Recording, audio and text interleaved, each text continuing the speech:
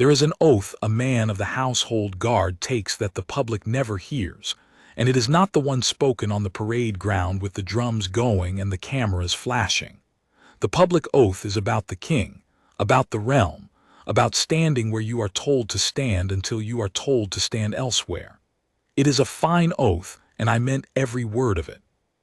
But there is a second oath, quieter, that an old sergeant murmurs to you in the armory the first week you are posted to the private apartments, and it goes something like this. You will see everything and you will repeat nothing. You will be a door that hears and a wall that remembers and a stone that never speaks. What passes in these rooms passes through you and dies in you. That is the price of the trust. I took that second oath at 19 years of age, in the low stone armory beneath the east wing of the palace at Harrowgate, from a sergeant named Osric who had already been doing the work for 30 years and who died 4 winters after with more secrets in him than a cathedral crypt. I am telling you this now, an old man myself, because the one time the oath and my conscience pulled hard against each other, they did not tear me apart. They held.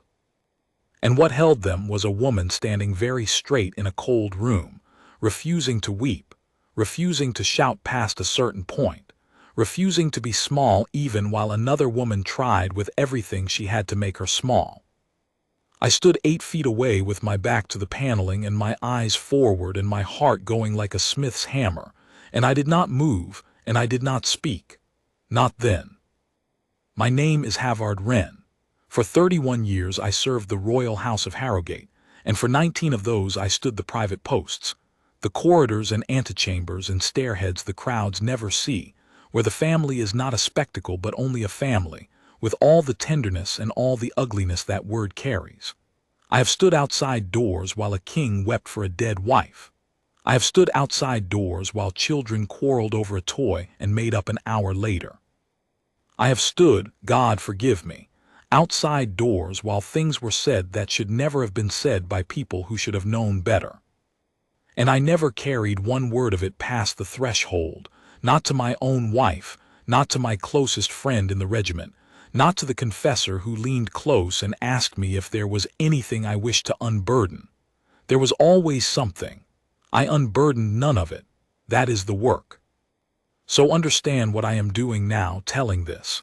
I am not breaking the oath. The oath in the end was kept. It was kept in the way that matters most, at the one moment when keeping it and honoring what is right became, by the grace of something I still cannot name, the same act. That is the whole of my story, and I will tell it plainly. It began on an evening in the deep of winter, with the long galleries of the private wing gone blue dark and the lamps not yet lit, when I was summoned to a post I had not stood before. I should explain the shape of the household in those days, because a stranger cannot feel the weight of that evening without it. King Alaric had reigned for a long time and was, by then, an old man, not frail, not yet, but slower, quieter, a man who had begun to speak of the past more than the present. His first wife, Queen Isolde, had died some 7 years before the night I am telling of. I had served her. There is no dignified way to say what she was to the household without sounding like I am writing a hymn, so I will just say the plain thing. When Queen Isolde walked into a room, the room became better than it had been. Servants stood straighter not from fear but from a kind of gladness. She learned the names of the under-gardener's children. She kept in a small book bound in green leather the birthdays of every soul who worked in the private wing, guardsmen included, and on the morning of your birthday you would find, without fail, a folded note in her own hand tucked under the edge of your post's window ledge. I still have mine. I will not tell you what it says, but I have it. She died of a long illness borne without complaint, and the household grieved her the way you grieve a season that will not come again. And 2 years after that, King Alaric married again, a match the court had urged, for a king should not be alone, and a widowed king less than most. The new wife was the Queen Consort Morwenna. I will try to be fair to Morwenna, because a man telling a story about a woman he came to distrust owes her at least the effort of fairness. She was not stupid. She was, in fact, cleverer than most of the court that flattered her. She was not without charm. She could be gracious in a public room in a way that photographed beautifully and reassured the anxious. She had come into the household from a lesser branch of a noble house, and she had a lesser branch's hunger, the hunger of one who has stood in the cold outside the warm window for a long time and has now, at last, been let in, and means never to be put out again, and means to bring her own with her. She had 2 grown children of her own from before Lord Cassius, a smooth and idle man of expensive tastes, and Lady Verena, sharp where her brother was soft. And from the day she entered the private wing, Morwenna set about a slow, patient, ceaseless work, the erasure of Isolde. It was never done loudly. That was what made it so hard to name and so impossible to stop. A portrait of the late queen was moved from the long gallery to a lesser corridor for the light. A set of rooms that had been Isolde's, kept as she left them by the king's own standing order, were spoken of, at first delicately and then less so, as a great waste of space. Her jewels, her horse, her small car that she had loved to drive herself down the country lanes with the top down and her hair loose, all of it over the years became the object of a soft, remorseless pressure, always framed as sense, as economy, as surely she would have wanted. Morwenna wanted these things not so much for their worth, though their worth was great, but for what claiming them would prove, that the household was hers now, root and branch, and that the dead woman's shadow could be swept from the corners like dust. And there was one person in all of Harrowgate who stood square in the path of that broom, and would not be moved, and could not be flattered, and did not need anything Morwenna had to give. That was Princess Adela. Princess Adela was King Alaric's younger sister, the king's own blood, a senior royal of the old iron kind. She was not a woman the newspapers cooed over. She had no gift for the soft public gesture and no wish for one. She thought the whole business of being adored by strangers a slightly ridiculous distraction from the actual work, and the actual work she did without ceasing. She rose before the servants. She sat on more committees and boards and patronages than any 3 other members of the family combined, and she read every paper for every one of them, and woe to the official who came before her having skimmed. She rode like a soldier, spoke like a magistrate, and suffered fools not at all. Behind her back the younger courtiers called her, with a mixture of terror and grudging love, the sister. To her face they called her ma'am, and stood very straight. And Adela had loved Isolde. That was the thing at the center of it all. The 2 women, the late queen and the king's sister, had been, for 20 years, something rarer between 2 royal women than the court quite understood, true friends, allies. Adela had been the one who sat with Isolde through the last of the illness, in the small hours the doctors kept away from.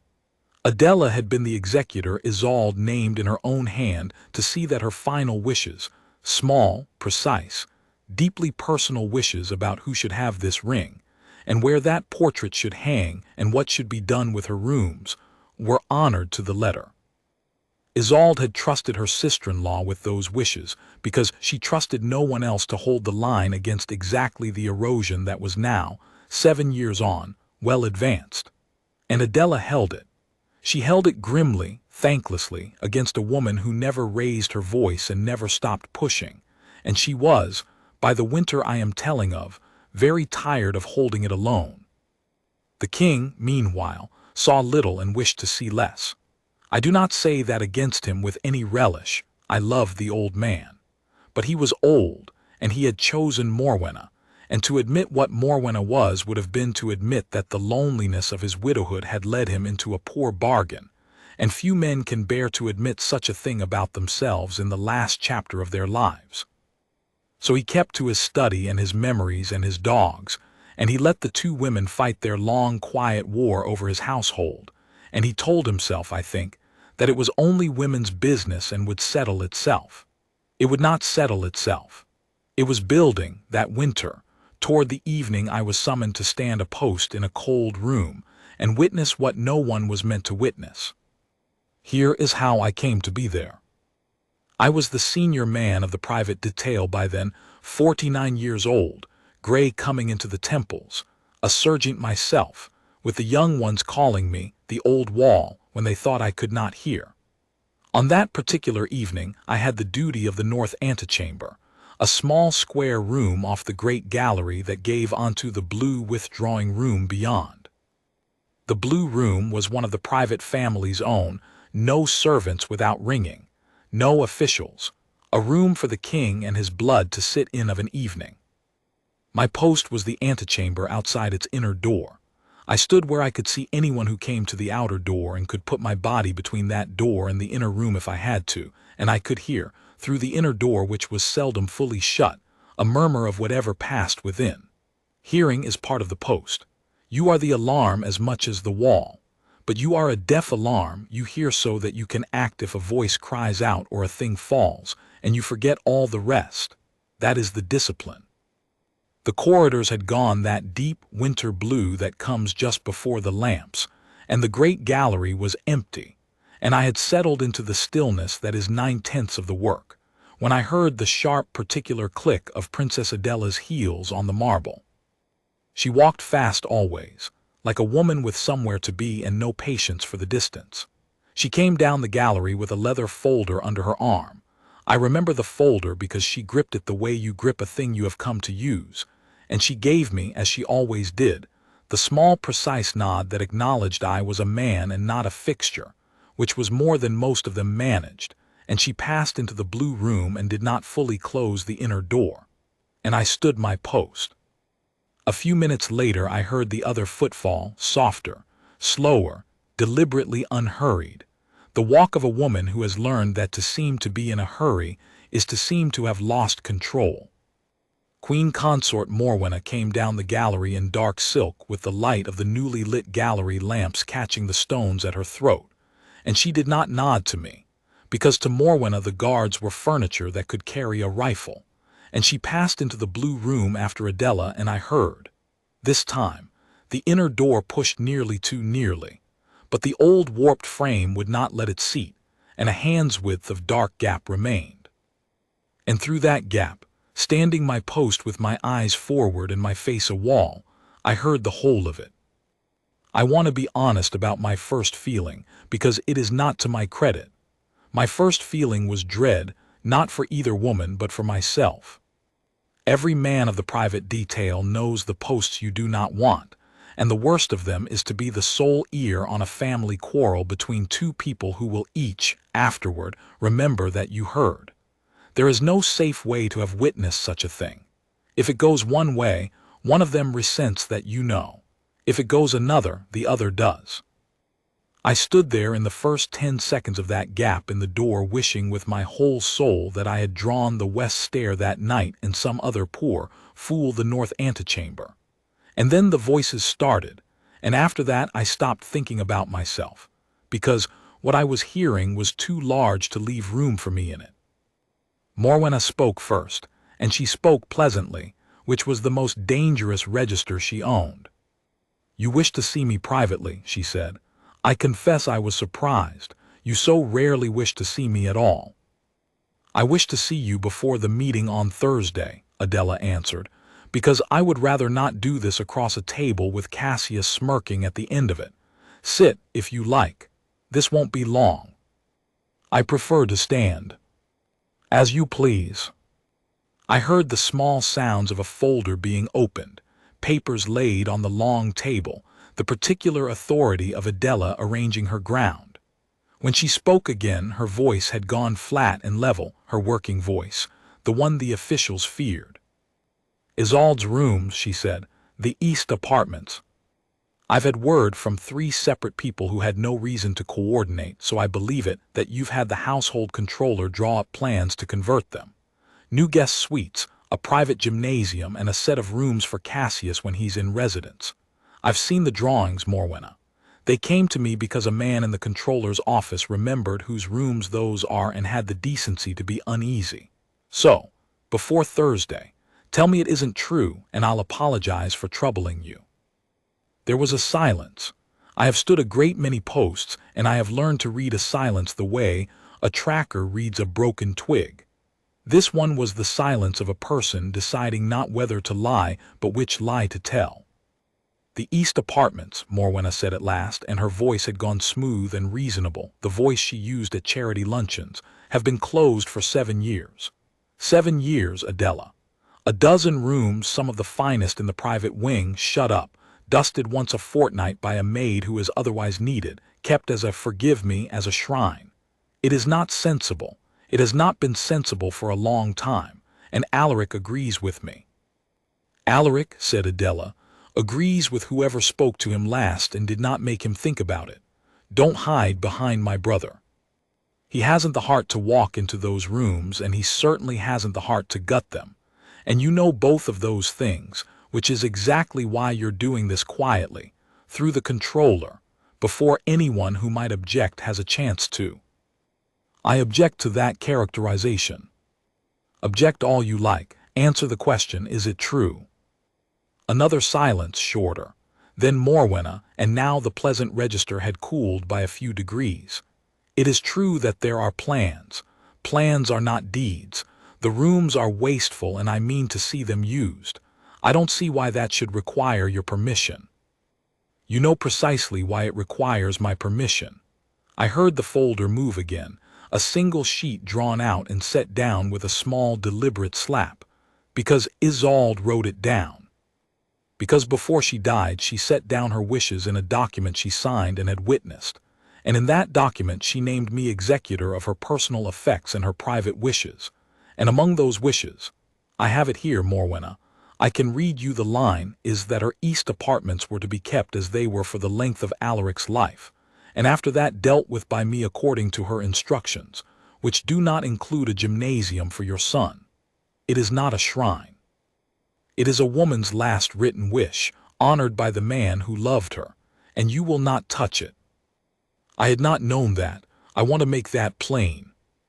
I had stood the private posts for 19 years, and I knew the household as well as any man alive, and I had not known that the late Queen had left a written instrument, still less what was in it. It was not the sort of thing I was meant to know. And standing there in the dark antechamber, I felt the ground of the whole quarrel shift under me, because I understood suddenly that this was not two women squabbling over rooms. This was a promise made to a dying woman, in writing, in law, being tested by another woman who had waited 7 years for the promise-keeper to weaken. Morwenna did not weaken. That was the thing I would learn about her over the hour that followed. She did not shout, she did not weep, she did not lose the thread. She was, in her cold way, formidable. When she answered, she came at it from a new angle, and her voice had softened again, gone almost kind, which was worse. Adela, she said, may I speak to you not across a table, may I say a hard thing gently? You may say a hard thing, spare me the gently. Very well, you loved her, everyone knew it, it was rather beautiful, the two of you. And when she was dying you promised her things, and you have kept those promises for 7 years like a soldier holding a wall after the war is over, and no one has had the heart to tell you the war is over. But it is, my dear. She is gone. Alaric is old. The household must go forward, and it cannot go forward with a dead woman's hand still on the doorknobs. You are not honoring her by freezing everything as she left it. You are, forgive me, you are refusing to let her die. And that is a burden you have put on yourself and on this whole house, and it is not healthy, and it is not what she would want, and one day you will have to set it down. It was a clever speech, I will grant it that.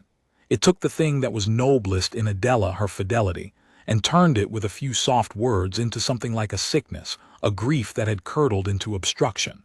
A weaker person would have flinched. A vainer person would have started defending herself, explaining herself, which is the first step to losing. Adela did neither. When she answered, her voice was perfectly steady and colder than I had ever heard it. How dare you, she said, tell me what she would want? Adela. No. You will hear this now, since we are speaking hard things gently. You did not know her. You met her at functions when you were still married into a house 3 ranks below this one and grateful for the invitation, and you curtsied to her, and she was kind to you, because she was kind to everyone, and you mistook her kindness for weakness the way small people always do. You did not sit with her. You did not know what she wanted because you never once asked her what she wanted about anything, because you had not yet worked out that she was worth knowing. I knew her. I knew her for 20 years, and I held her hand in the last of it, and she told me, in her own voice, with her own breath running out, exactly what she wanted. And it was not a gymnasium for Cassius. So do not stand in her rooms, because that is where we are standing, Morwenna. Don't pretend you don't feel it. Do not stand in her rooms and instruct me on the wishes of a woman you never troubled to understand. I had my eyes forward on the empty gallery, and I was aware, distantly, that I was no longer breathing quite normally. It is a strange thing to hear the truth spoken with that much force by someone who has earned the right to speak it. It rearranges the air. Morwenna was quiet for a moment. When she spoke again, she had abandoned the gentle register entirely, and I heard, for the first time that evening, the real woman under the charity luncheon voice, harder, older, and afraid, though I did not name the fear until later. "You've always despised me," she said. "I haven't troubled to despise you. That would require thinking about you more than I do. You think I married him for the household, for the rooms and the jewels and the name. I think," said Adela, "that you married a lonely old man who had just lost the finest woman I ever knew, and I think you have spent every year since trying to sweep her out of her own home so that no one will compare you to her, because you know, Morwenna, in the part of you that is still honest, that the comparison is not kind. That is what I think." "You asked." There was a sound then, small and sharp, that I could not at first place, and then placed, a hand striking the surface of the long table. Not a blow at a person. I came off the paneling half an inch before I understood it, every instinct in me risen to the possibility that this was going somewhere a guard must go, but a hand brought down flat and hard on wood, the sound of a person at the very end of their composure. And Morwenna's voice, when it came, had risen for the first time, thin and shaking at the edges. "I am the queen," she said. "I am the queen consort of this realm, and you will not speak to me as though I were a servant who has forgotten her place. I have borne your contempt for years. Years, Adela. Every room I walk into, you have been there before me, making sure everyone remembers her. I cannot hang a picture. I cannot move a chair. I cannot so much as reorder a dinner without one of you, or that controller, or the guards who look at me like I'm a thief in my own house, reminding me that I am the second wife, the replacement, the lesser one. Do you know what that is like? To be queen and to be haunted every single day in every single room by a woman who is dead. I have been kind. I have been patient. And I am done being either. Those rooms will be opened. That is decided. And there is not one thing your dead friend's piece of paper can do to stop me, because I will take it to Alaric myself tonight, and I will weep, and he will sign what I put in front of him, because that is what old men do. So keep your document, frame it. It is worth nothing." I stood my post and did not move. But I will tell you what went through me in that moment, because it matters to everything that came after. What went through me was not shock at her cruelty. It was recognition, because in that furious speech Morwenna had, without meaning to, told the exact truth about her plan, take it to the king, alone at night with tears, and get his signature on a paper that overrode a dead woman's written wish. She had said it aloud, in a room she believed held only herself and a woman she could bully. She had forgotten the third person. She had forgotten the wall by the door. I had not. For a long moment after that speech, no one said anything at all, and the silence had a different quality. The quality of a thing that has gone too far and cannot be taken back. When Adela finally spoke, she had gone quiet again, and the quiet was worse than any shout could have been. "Thank you," she said. "That is the first honest thing you've said to me in 7 years, and I mean that. Now I know exactly what I'm dealing with, and I'll deal with it accordingly. You'll go to Alaric with your tears. I'll go to Alaric with the document and the witnesses, and the controller's plans that you had drawn up in secret, and we'll let the man decide with his eyes open for once. But hear me, Morwenna, because I am going to say one thing very slowly, and I want you to carry it out of this room." Those were her rooms. That ring you're wearing on your right hand, yes, I see it. I've seen it for a month and said nothing. That was hers, and it was to go to her goddaughter, and you have taken it because you thought no one who mattered would notice or dare to say. I noticed. I dare. You have spent 7 years making yourself larger by making her smaller, and it hasn't worked, and it will never work because you cannot become a great woman by robbing a dead one. You can only become what you already are, which is a frightened person in a borrowed crown. Good evening. I heard the folder close. I heard Adela gather herself to leave.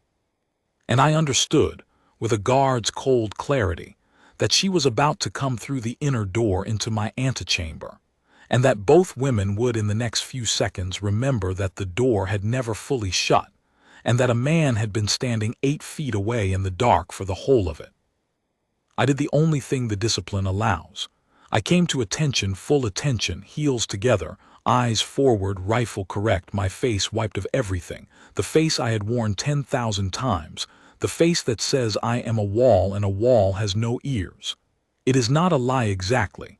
It is a promise made with the body. It says, whatever passed here did not pass through me, and I will carry nothing of it into the light. The inner door opened.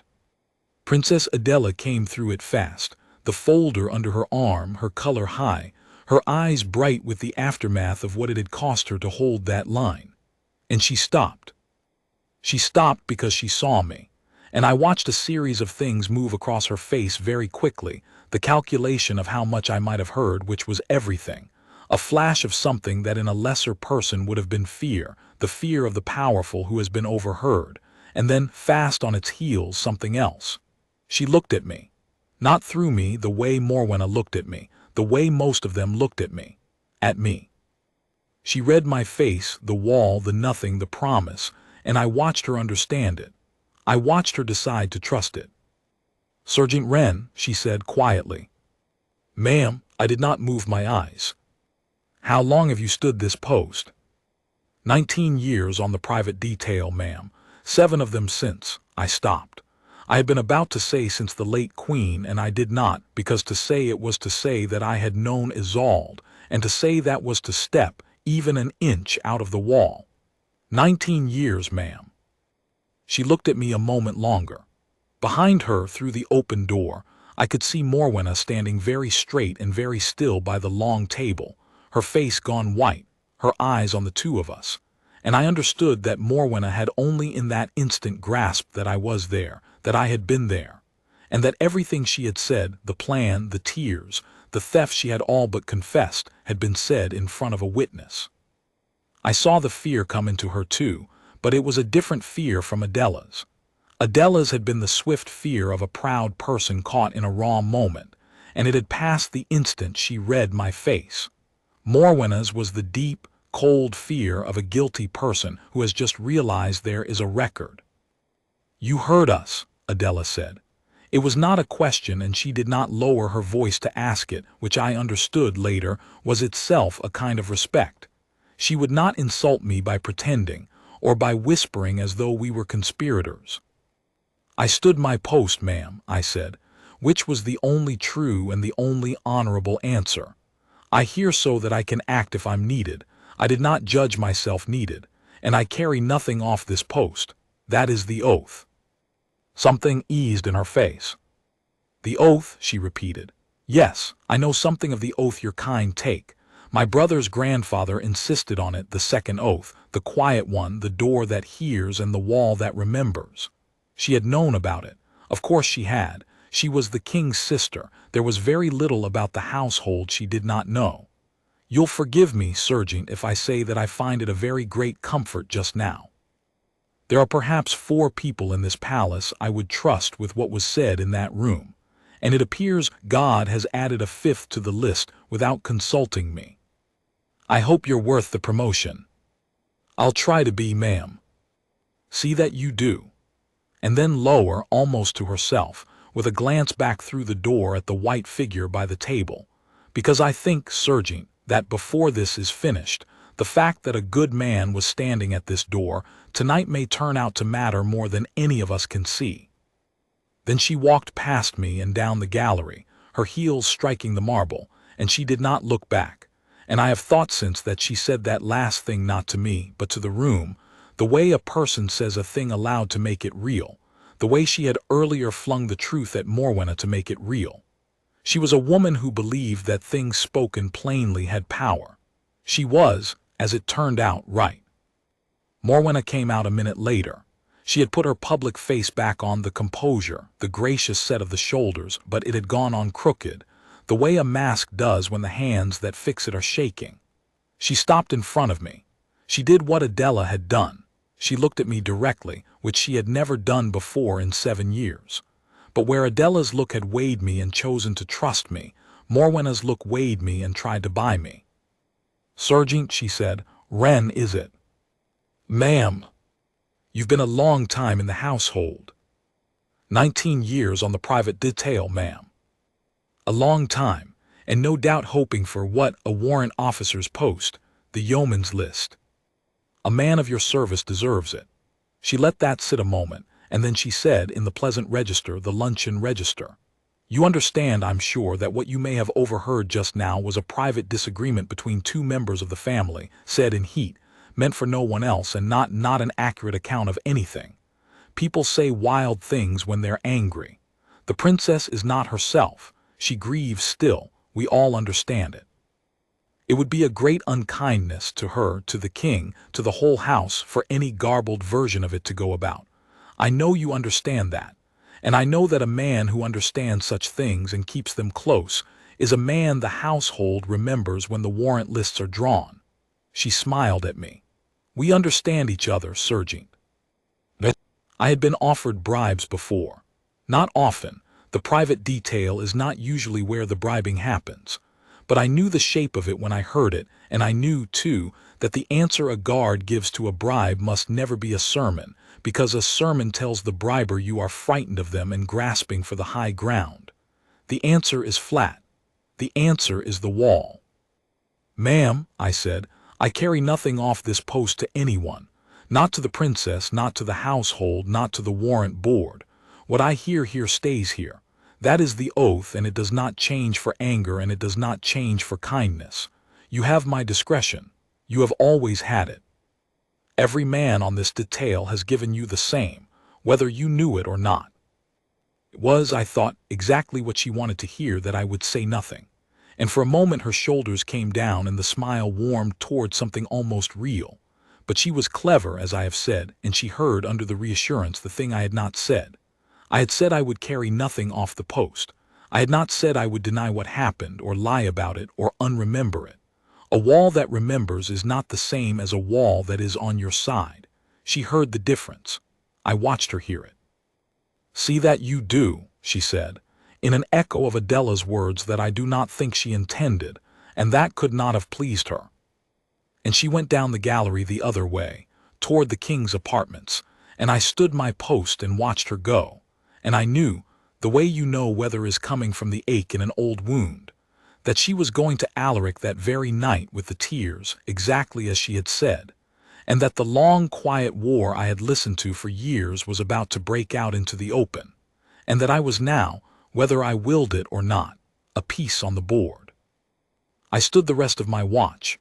The lamps burned down. Toward midnight my relief came. Young F. French, a good lad, who asked me if the watch had been quiet, and I told him it had been quiet because that is what you say, and it was true in the only sense that mattered. Nothing had happened that a guard could report. I went to my quarters. I did not sleep. I lay in the dark and I turned it over and over, the whole of what I had heard, and I understood that I was holding something that did not belong to me and could not be set down. I could tell no one. That was the oath. But I could not unknow it either, and I could not stop my conscience from pacing the room all night asking me a question I had no answer to yet. If the day came when the truth of that room could save what was right, could keep a promise made to a dying woman, could stop a theft, could hand an old king back his eyes, would the oath let me speak? Or would the same discipline that had made me trustworthy make me useless at the one moment it counted? I did not know. I am not ashamed to say I did not know. A man who claims he always knew the right of a hard thing before it came is a man lying to you. I lay in the dark and I did not know, and I told myself at last the only thing I was sure of, that I would keep the oath as it had always been kept, silent and faithful, until and unless a moment came that only the truth could answer honorably. And if that moment came, I would meet it then. It was not much of a resolution. It was, as it turned out, exactly enough. The war broke out into the open faster than I had feared, and along exactly the line Morwenna had drawn. She went to the king that night. I know she went because the king's own detail, a serjeant named Bardolph, a friend of mine of long standing, who kept the oath as faithfully as I did, and so never told me a word of what was said, only that she had come and stayed an hour, confirmed by the simple fact of his silence that something had passed. And I know what came of it because within 3 days the household controller's office issued a memorandum, dry as dust and signed with the king's own cipher, authorizing the assessment and modernization of the east apartments of the private wing, presently unused. 7 years of a maid dusting a dead woman's rooms once a fortnight so that they would be exactly as she left them, and the memorandum called them unused. That single word told me Morwenna had won the first round. She had got the tears in front of the old man in the dark, and the old man had signed. I want to tell you what those next weeks were like inside the private wing, because it is one thing to hear that 2 great ladies quarreled, and another to live in the house while they did. The household took sides, in the quiet way households do, not with speeches, but with 100 small tilts of loyalty. The older servants, the ones who had served Isolde, went grim and silent and did their work with their jaws set. The controller's men, who took their orders from the memorandum, went about measuring the east apartments with tape and clipboard, and I saw more than one of them do it with the shamefaced haste of a man who knows he is party to a wrong and wants it over with. The younger courtiers, who owed their advancement to the current queen and not to the dead one, discovered urgent reasons to be seen agreeing with Morwenna. And Cassius, Lord Cassius, Morwenna's soft, expensive son, began to appear in the east wing, strolling through the half-emptied rooms with an architect and a decorator, pointing at where he would have this and that, already speaking of my rooms before a single wall had been moved. I stood a post in that corridor one afternoon and watched him lift a small framed drawing off a wall, a pencil sketch of a horse, Isolde's own hand. She had drawn it herself. I had seen her at it once through a window years before and turn it over and squint at it, and set it down on a side table face down as though it were an old menu and walk on. I did not move. It is not a guard's place to protect a drawing. But I marked the room, and I marked the table, and I made myself remember the face-down drawing, because a wall that remembers everything, and I did not yet know which of the things I was remembering would one day be needed. Adela did not surrender. That was never in her nature, and it was certainly not in her now. But she was too clever a campaigner to fight the way Morwenna wanted her to fight, loudly, publicly, in a way that could be painted as a grieving woman's obstruction. She went quiet and she went legal. Word reached me, in the sideways way word reaches the private detail, that the princess had retained the family's own solicitors, that she had lodged the late queen's document formally with the household's legal office and demanded it be given its due weight, and that she had requested, and this was the stroke that told me she meant to win, a formal audience with the king in daylight, with the document present, with the controller present, with the witnesses to Isolde's wishes present, so that the matter could be decided once and openly, and not settled in the dark by tears. She was, in short, insisting that the old man decide with his eyes open, and Morwenna, I have no doubt, was doing everything in her considerable power to see that the audience never happened, or that when it happened the old man's eyes were as clouded as she could keep them. It was in the middle of this, perhaps 3 weeks after the night in the blue room, with the east apartments half stripped and the household split down the middle, and the audience not yet granted, that the thing happened which turned my private burden into something I could no longer simply carry in silence. It happened because Morwenna, having failed to buy my silence, decided instead to use it. I was summoned, one gray afternoon, to the Queen Consort's own withdrawing room. This was itself unusual. A sergeant of the private detail is posted, not summoned to attend a member of the family as though he were a footman. But I went because you go. Morwenna was there, and Lady Verena her daughter, sharp-eyed, and a man I knew slightly, Herrick, one of the household's senior legal officers, a careful, bloodless man who I had always thought honest in the narrow way of men who do exactly what the paperwork requires and never 1 inch more. There was tea. I was not offered any, which told me at once what kind of meeting it was. "Sergeant Wren," Morwenna said, warm as spring. "Thank you for coming. Mr. Herrick has 1 or 2 small questions for you, purely a formality, to do with the sad disagreement in the family that you may have some knowledge of. Nothing to trouble you, just help him with the record." Herrick cleared his throat and consulted a paper. "Sergeant, on the evening of the 14th of last month you stood the north antechamber, off the blue withdrawing room." "I did, sir." "And Her Royal Highness Princess Adela and Her Majesty the Queen Consort were both within the blue room that evening, in conversation?" "They were, sir." Now, he glanced, just for an instant, at Morwenna, and in that glance I read the whole shape of the trap. The princess has since made certain representations about that conversation. She has stated, in support of her legal position regarding the East Apartments, that Her Majesty said certain things, that Her Majesty admitted an intention to obtain the King's signature by improper emotional means, and further that Her Majesty is in possession of a ring that belonged to the late Queen and was willed elsewhere. Serious allegations. Now, you were the only other person present within hearing. So I must ask you, for the record, plainly, did you, on that evening, hear Her Majesty the Queen Consort say any such things? And there it was. I understood the trap completely because it was elegant and it was cruel and it had 2 jaws. If I said yes, yes, I heard her admit the scheme, yes, I heard her all but confess the ring, then I had broken the oath.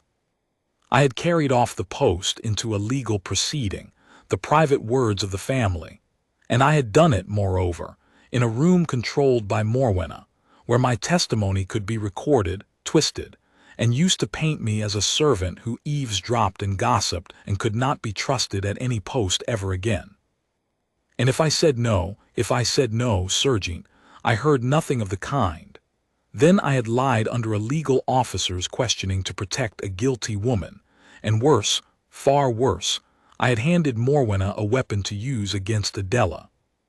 Because the moment I said I heard nothing, Herrick's paper would record that the sole independent witness to that conversation contradicted the princess, and Adela's whole account, the scheme, the tears, the ring, the theft, would be branded the invention of a grieving, obstructive woman, uncorroborated, discredited, dismissed. My silence, which I had meant as fidelity, would become the very lie that killed the truth. Morwenna was watching me with her warm spring smile. She had built this beautifully. She had not asked me to lie for her outright, that I might have refused too cleanly. She had arranged a room in which the truth and the oath appeared to be enemies, in which the only way to keep faith with my silence was to bear false witness against a good woman, and the only way to tell the truth was to break the silence that was my whole honor. She thought she had me either way. She thought a guard's discipline was a machine she had learned to run. I stood at attention. I let the silence go on 1 beat, 2, 3, long enough that Verena shifted in her chair and Herrick looked up from his paper. And then I gave the answer I had not known, 3 weeks before in the dark, whether I would ever be able to give. It came out level and clear, and I have never in my life been more certain that I was saying the right thing in the right way. "Sir," I said, "I will not answer that question in this room." Herrick blinked. "I beg your pardon, sergeant, but you are being asked in a formal inquiry." "With respect, sir, I know what I am being asked, and I know by whom, and I know why it is being asked here, in Her Majesty's own withdrawing room, and not before the King, and not before the household's board of honor, and not in any place where the answer could be heard fairly by everyone it touches. I kept my eyes forward over their heads, the wall's eyes. I took an oath when I came to the private detail. 2 oaths in truth. The first is that I carry nothing I hear on my post off that post to any person, for any reason, not for money, not for favor, not for fear. I have kept that oath for 19 years, and I will not break it this afternoon to oblige a legal formality arranged for the purpose. And the second oath, sir, the one under the first, is that I serve the truth and the crown and not any one person's advantage. Those 2 oaths do not conflict. They have never conflicted. What conflicts with both of them is being asked to give private testimony in a private room, to be used privately against one member of the family by another, before the king himself has even heard the matter openly. I will not do it. Not for the princess. Not for the queen. Not for you, sir. If there is a question to be answered about what I heard, it will be answered where it belongs before the king openly with all parties present on my honor and under whatever solemn charge you like. There, I will answer any question put to me fully and truthfully, and let the truth fall where it will. Here, I answer nothing. That is the whole of my reply, and I will not add to it. The room was very still.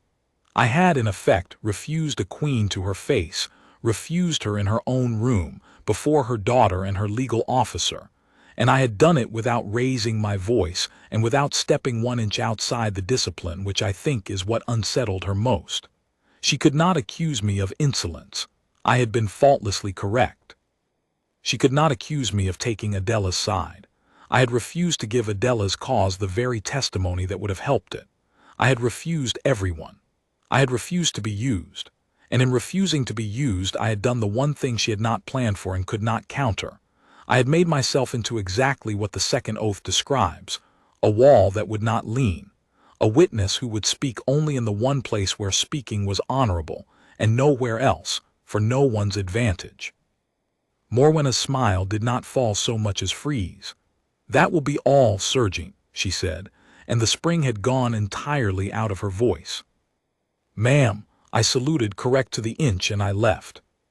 Now I will tell you the false dawn, because that is the part of the tale where I nearly lost, and where a lesser resolve than the one Adela had put into me with a single sentence might have failed. For a fortnight after that, it looked as though I had ruined everything by refusing to play. Morwenna, denied my testimony, did not need it. She simply had Herrick record that the guard declined to corroborate the princess's account, a phrasing so poisonous I still marvel at it, and let that dead sentence do her work. Declined to corroborate. It made it sound as though I had been asked plainly whether Adela told the truth and had, by my silence, suggested she had not. The younger courtiers repeated it. It reached the household board. It reached, I have no doubt, the king.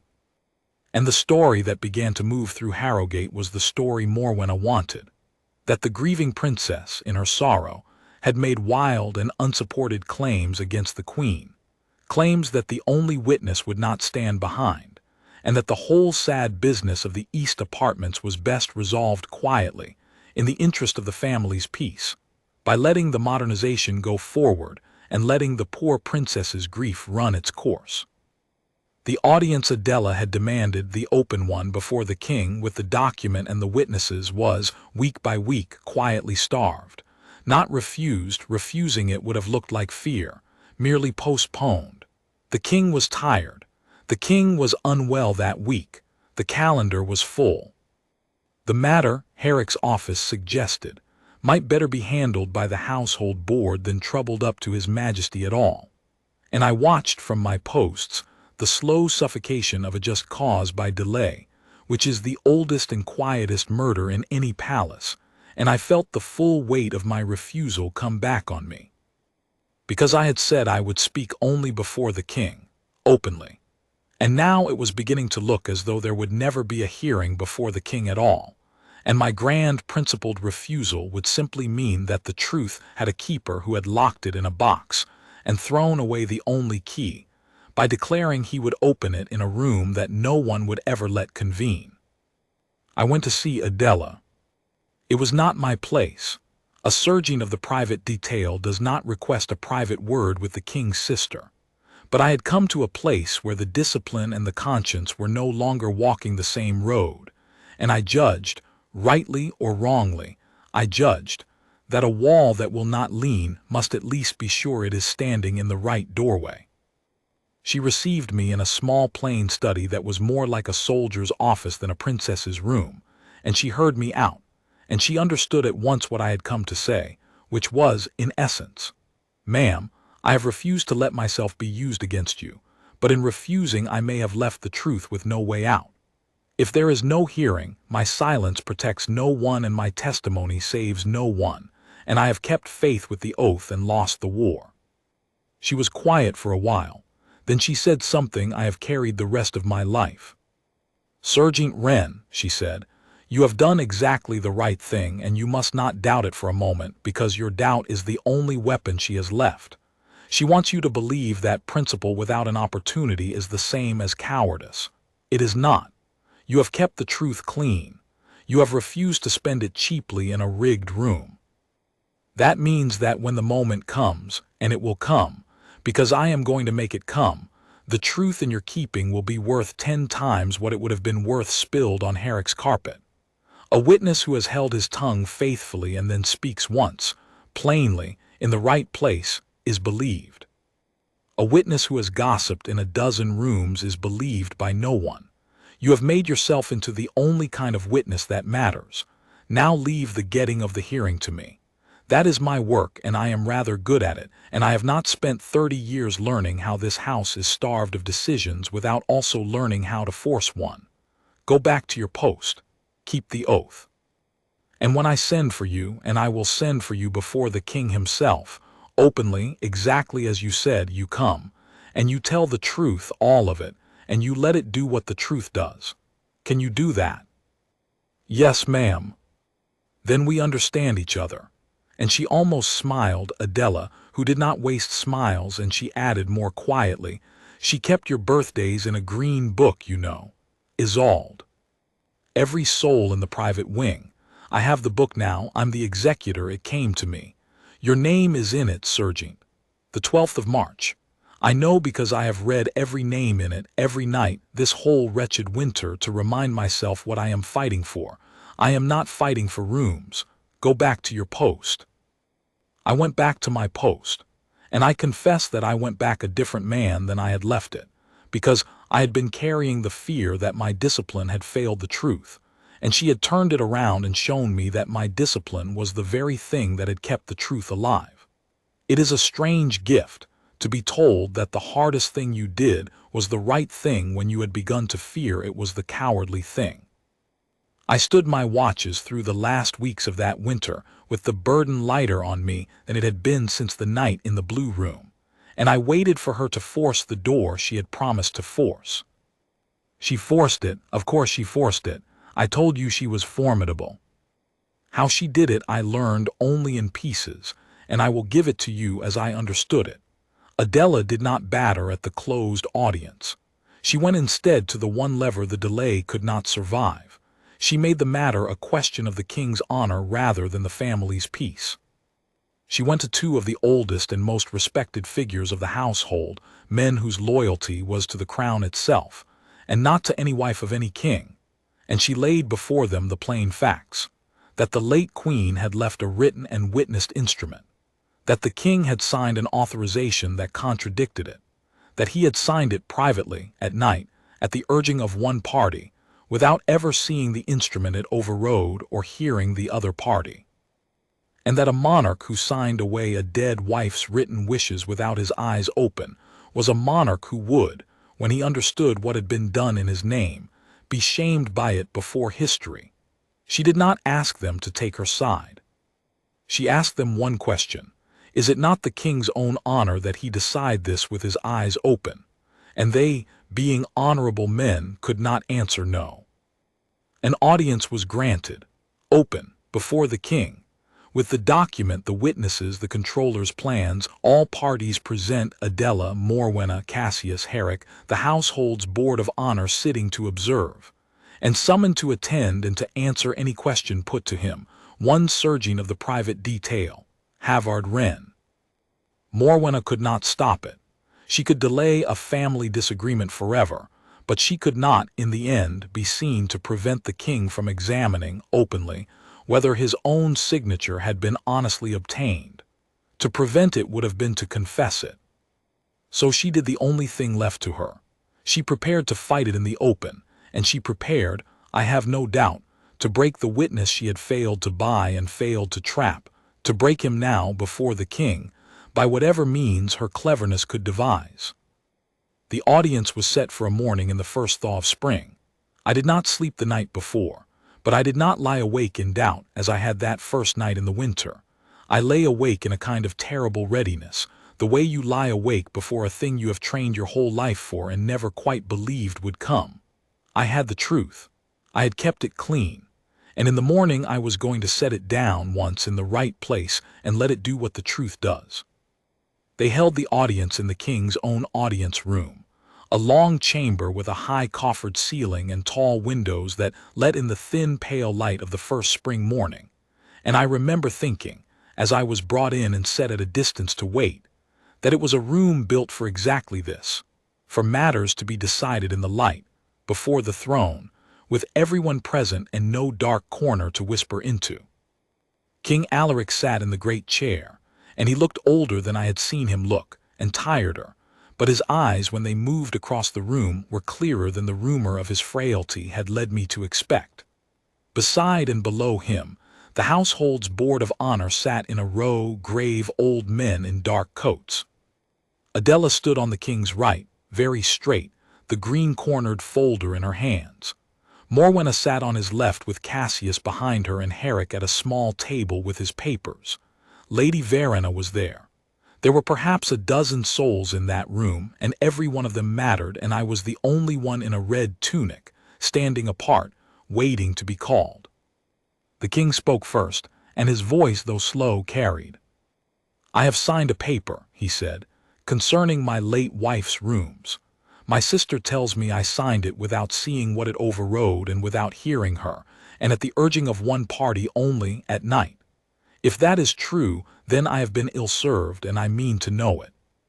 We are here so that I may decide this thing with my eyes open, as a king should, and not have it decided for me in the dark. Let us proceed plainly. I have not the years left to spend on cleverness." That was the whole of the king in one speech, and it told me that Adela's stroke had landed exactly where she aimed it. She had made the old man care about his own honor, and a man who cares about his honor cannot be managed by tears. The document was read aloud. Isolde's own words in the dry recital of a legal clerk, but her own words underneath the dryness, the East apartments to be kept as they were for the length of the king's life, and thereafter dealt with by her named executor, the Princess Adela, according to her instructions. Certain named jewels and effects, including a ring, to pass to a named goddaughter, her small effects to be distributed by her executor as she had privately directed. Witnessed, signed, dated, lodged. When the clerk finished, there was a silence in that room that I can only call the silence of the dead speaking, and I saw the king's hand tighten on the arm of the great chair, and I saw him close his eyes for a moment, and I understood that he had not, until that morning in 7 years, actually let himself hear his wife's last wishes read aloud, and that Morwenna had counted on his never being able to bear to. Then Herrick rose, smooth and bloodless, to do Morwenna's work. He did not attack the document, he could not. He attacked its keeping. The princess's account of the Queen Consort's supposed admissions, he said, the alleged scheme to obtain His Majesty's signature by improper means, the alleged retention of the willed ring, rested on a single private conversation to which there was but one other witness, a serjeant of the guard, and that serjeant, when asked, had declined to corroborate the princess's account. The board would recall, he said, that the witness declined. In the absence of corroboration, the princess's account was, regrettably, and with every sympathy for her grief, no more than her word against Her Majesty's, and Her Majesty denied it utterly.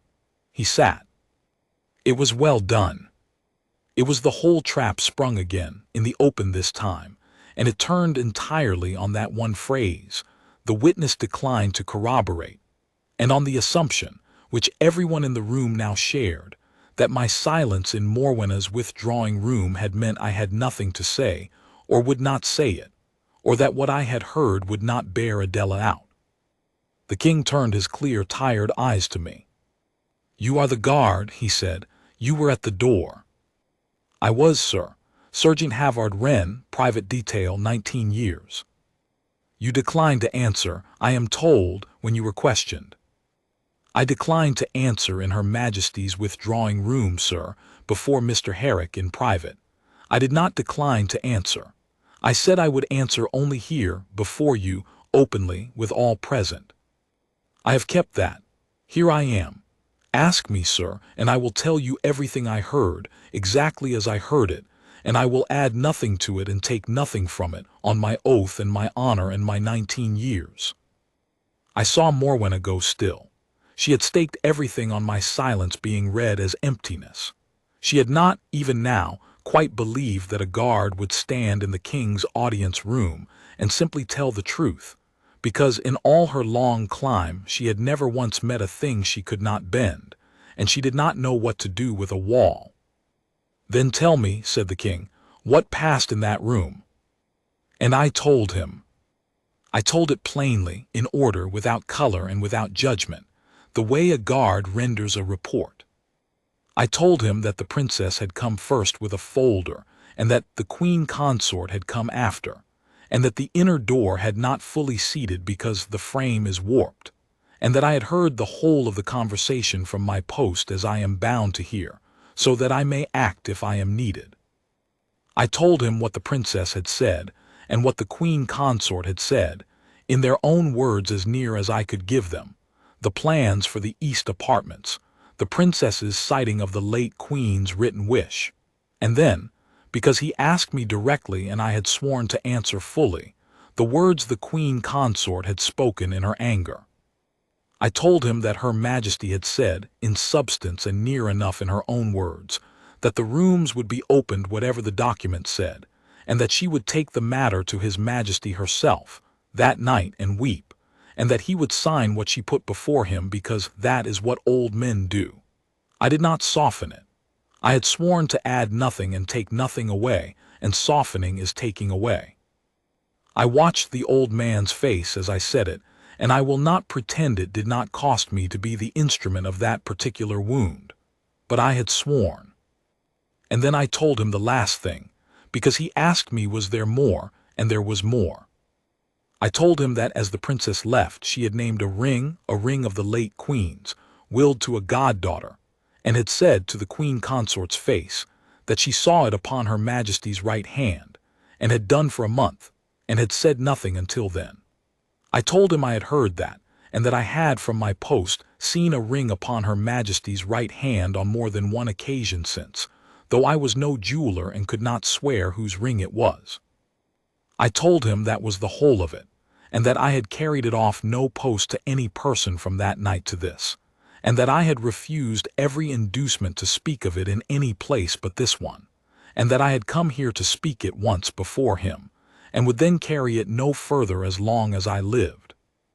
And I stopped, and I stood at attention, and the room was so still I could hear the thin spring wind against the tall windows. The king did not look at me. He was looking at the ring on Morwenna's right hand. She had made a mistake that only pride makes. She had worn it to the audience. She had worn it because to leave it off would have been to admit it was not hers to wear, and pride will not admit such a thing even to save itself. And now the whole room was looking where the king was looking, and Herrick's bloodless composure had cracked, and Cassius had gone the color of tallow, and Adela did not gloat. I will always honor her for that. She did not so much as glance at Morwenna in triumph. She only closed her eyes for a moment, the way you do when a long-held weight finally, at last, begins to lift. "Take it off," the king said, very quietly to his wife. "Isolde's ring. Take it off and give it to my sister who will see it goes where Isolde wished. Take it off, Morwenna." For one moment I thought she would fight even then. I saw it gather in her, the clever answer, the wounded denial, the tears she had used so well in the dark. But the dark was gone. There was no dark left in that bright long room, and a woman whose whole power had been the management of shadows has nothing to work with in the full light of a king's clear eyes and a guard's plain truth, and a dead woman's written words read aloud. She took the ring from her finger. Her hands were steady. I will grant her that. Her pride at least did not shake. She held it out, and Adela crossed the room and took it and said nothing, and that silence was the loudest sound in the palace that morning. "The rooms," said the king, "will be restored as they were. The paper I signed is void.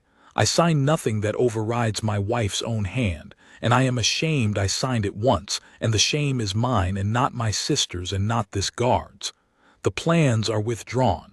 Whatever has been moved will be moved back to the last drawing on the last wall." His eyes went to Cassius, and to the memory, I think, of a face-down sketch of a horse on a side table, though he could not have known of that, and I have always let myself believe he somehow did.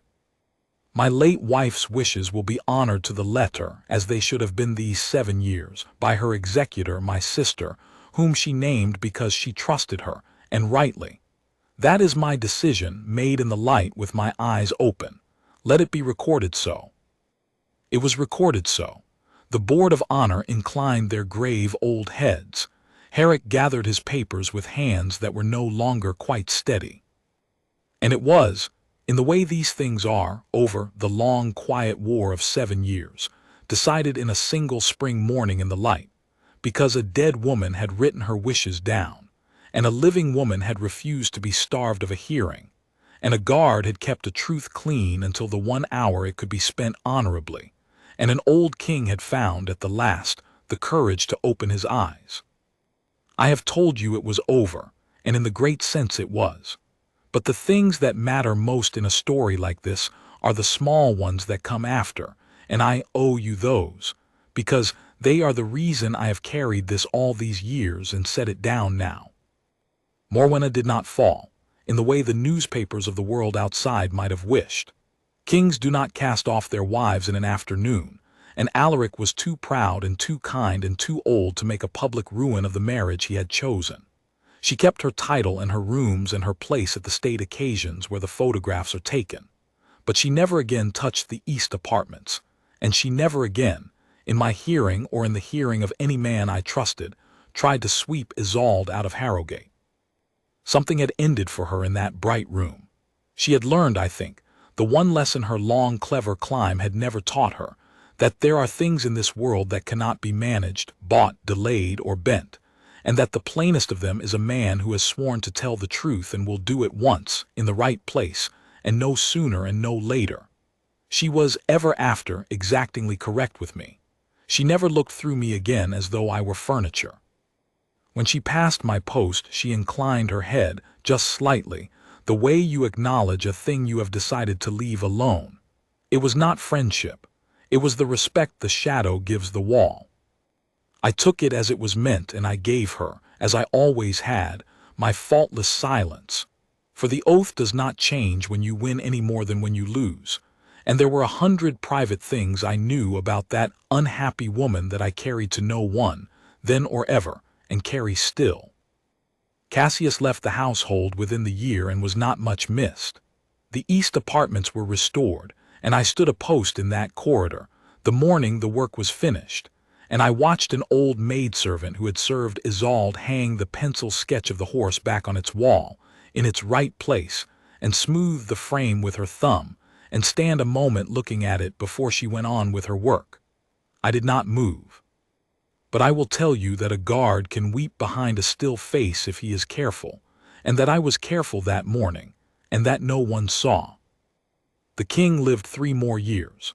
He spent more of them than before in the East apartments, sitting in his dead wife's rooms among her things, and I stood many a quiet watch outside that door in his last seasons, and they were, I think, good watches, the best of my long service, because the man on the other side of the door had made his peace with something, and a house at peace is a fine thing to guard. When he died it was in the winter, and the whole realm mourned him, and Adela stood by his coffin very straight and did not weep in public, and wept, I have no doubt, exactly where and when she chose, which was her way. She sent for me once more a little before her own death, which came some years after her brother's. She was very old by then, and I was not young, retired from the private detail and living quietly, and she sent a car for me and received me in the same plain soldier's study, and she gave me two things. The first was the green leather book of birthdays. It should go to one of you, she said. You who stood the private posts and kept the faith. There is no one who has more right to it than the man who was at the door. Keep it, sergeant, and remember them. The second thing she gave me was a plain, folded note in a hand I knew, that had lain in the green book 27 years, tucked to the page of the 12th of March. My own birthday note in Isolde's own hand, that I had found under my window ledge one long ago morning, and had all this time believed I already possessed. But I had lost mine to a house move a decade gone and grieved it quietly, and here was another, or the same, kept safe in the green book by a woman who kept faith with the dead the way other people keep money. I have it now. I told you at the beginning that I would not tell you what it says, and I will not. It is between me and a queen who has been dead these 40 years, and some things a wall keeps even from you. So that is the whole of it. A guard witnessed a private showdown between a princess and a queen in a cold blue room one winter evening, and stood 8 feet away with his eyes forward, and did not move and did not speak. He kept the oath through a bribe and through a trap, and through the long temptation to spill it cheaply where it would have done no good. And when the 1 hour came that only the truth could answer, he answered once, plainly in the light, before the king, and then went silent again for the rest of his life, which is where I have been until this page. People ask me sometimes, the old ones who know I served, whether the silence was worth it, whether it was not a kind of cowardice, to see so much and say so little for so long. I tell them what Adela told me in the small plain study that winter, and it is the truest thing I know about my trade, that the truth kept clean and spent once in the right place is worth more than a lifetime of it spilled in the wrong ones. A wall that hears everything and repeats nothing is not a coward. He is the last honest place in a house full of shadows, the one door that cannot be leaned on, the one witness who, when at last he speaks, is believed, because he has never spent his word on anything less than what it was made for. That is the oath. That is the honor of it. I kept it, and it kept the right thing safe, and a dead woman's wishes were honored to the letter, and a proud good princess did not stand alone at the end after all. I have laid down my post now for good and all, but if you should ever pass a still man in a red tunic at a palace door, his eyes forward, his face a wall, think of this and be easy. He sees you. He sees everything. And whatever he sees, he will carry faithfully to his grave, and speak, if ever he must, only where it is right to speak, and only for the truth. That is what we are for.